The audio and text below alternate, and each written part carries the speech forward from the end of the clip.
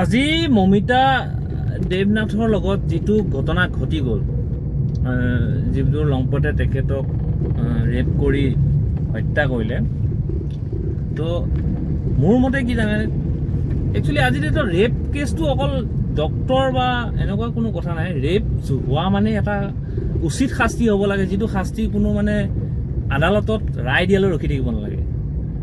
আদালতৰ ৰায় দিয়ালৈ ৰখি থাকিব নালাগে, লগে লগে তেখেতলোকক এনকাউণ্টাৰ কৰাৰ ব্যৱস্থা কৰিব লাগে।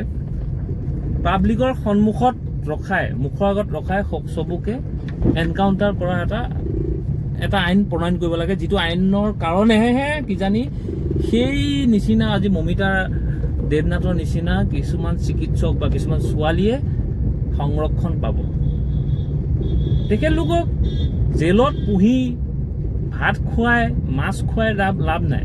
তেখেতলোকক জেলত ৰাখি ফাঁচী অৰ্ডাৰ ওলাব, ফাঁচী দিয়া মানুহ নাথাকিব বা এনেকুৱা কিছুমান মানে ইমান দিন তেখেতলোকক পুহি ৰাখি একো লাভ নাই, প্ৰথম কথা। 2 নম্বৰ কথা কি, লগে লগে এনকাউণ্টাৰ নহওঁতে সিহঁতৰ গুপ্তাংগ কাটি এৰি দিব লাগে, বছ। তাৰ বাহিৰে একো চলিউশ্যন নাই।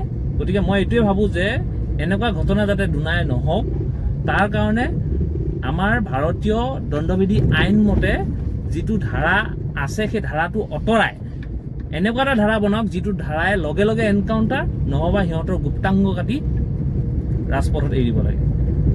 তেতিয়া শিক্ষা ল'ব এই নৰপিশাচবিলাকে, তেতিয়াই শিক্ষা ল'ব। গতিকে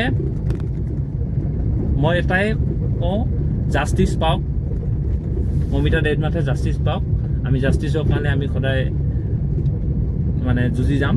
গতিকে যিমানখিনি হয় সকলোৱে অনলাইনত বা ফেচবুক হওক, টুইটাৰ হওক, সকলোতে জাষ্টিচ ফৰ মমিতা দেৱনাথ বুলি লিখক, তেতিয়াহে তেখেতে জাষ্টিচ পাব।